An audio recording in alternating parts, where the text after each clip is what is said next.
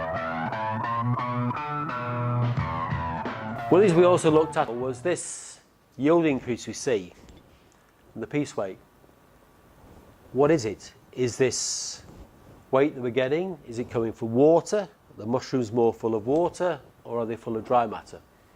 And this is one of the things we've done a lot of work on in the last year in all the trials that we've been doing, and we're only just getting one farm now at last to actually physically do this work as well to confirm what we're seeing.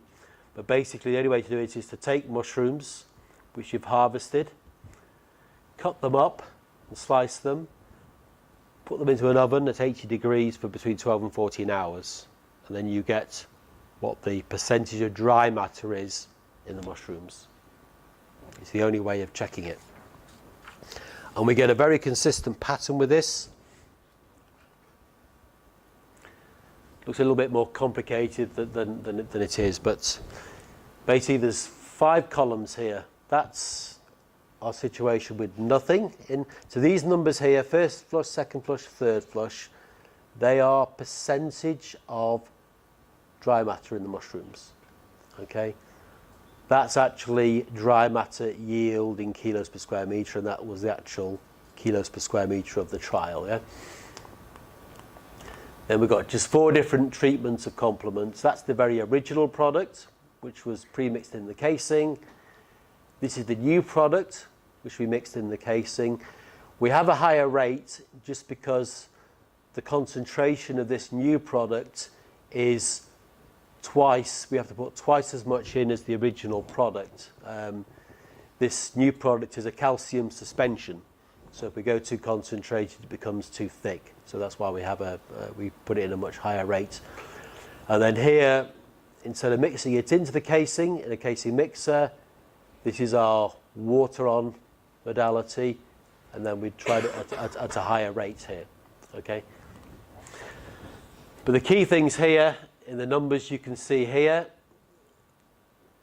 highlighted, in the second flushes here, we're seeing increases in the dry matter percentage in the second flushes with the new product.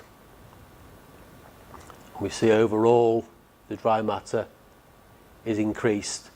And if you work out a percentage there, the original product we had used to show a 7.1% increase in dry matter, but now with these new variations we're seeing very substantial increases in dry matter. And at every trial we do, we're getting similar numbers, so this is not something that's just a one-off. Now what's very important with this as well is that's just based on the mushrooms themselves. What you need to do is to take this number here, the percentage of dry matter, and multiply it by the yield so that you get your overall output. So the same table that we do here, we've actually multiplied the dry matter percentage in the flushes by the actual yield in those cases. And these are all kilos per square metre dry matter. So you can see here, again, this effect is quite obvious. In the second flush, we're actually getting more yield. I mean, this very apparent effect in the second flush. Just a quick question there, Stuart. Where you have no additions of first column, Yeah. you don't have plastic over it as well? Yes. Yes. Yeah. We do that with everything. We tried in the beginning. We didn't know if the plastic was an effect purely because of the plastic, and the plastic will have a little bit of an effect. Not necessarily for yield. You might see 0.1, 0.2 of a kilos per square metre increase, but the effect really only happens when the complement's there as well. But what you'll see if you put the plastic on, what you'll actually observe is that mycelium strength. You can see it, the mycelium, Mark will probably say the same thing. You'll see the mycelium is stronger, it's better, so that must be helping the connection between what you're drawing out of the compost to what the mushrooms are growing above it. So, you know, it does give some benefits, but it doesn't, and you see that with your eyes, but it doesn't necessarily on its own correspond to a yield. So where are we now? Regular use by growers.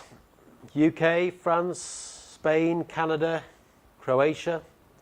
We're starting in Ireland. USA, we're doing trials at the moment. And hopefully in the future, New Zealand and Australia. Comments from growers, they're seeing more whiteness in the mushrooms. In the browns, where they don't particularly want to see whiteness, they are seeing a better shape. It's definitely a difference in the shape of the mushrooms. I think that's something that you've seen, Mark, isn't it, on your farm? Sorry, shape is definitely improved. The dome is retained much more. And one of the reasons that we got involved in doing this is that it was very much to improve second flushes. And we found that the mushrooms were maturing too fast, running out of food, and the underneath of the cap was just flattening all the time. And that's certainly changed. Better shelf life, and this is a direct indication of that dry matter. If you've got more dry matter in the mushrooms, then it obviously has obviously implications for shelf life. Faster picking. Now, one of the things that's very interesting is these last 2 points here at the bottom. And we got these in the beginning and we were a little bit unsure as to why this was. We were getting reports from people in Ireland where they have very, very wet casing layers, less blotch in the mushrooms, and then we had growers who were telling us they were seeing less verticillium. We're not exactly 100% sure why, but the one thing we're doing is we're applying this product very, very late on in the case run. So it could be that, and the products obviously that we have natural preservatives in them. Anything that you make that's a supplement product, or in our case a complement product, you have to have preservatives in to protect the product itself. And these could be having some influence maybe on the emerging pins, or doing something to protect the casing itself. But that's something that we definitely observed.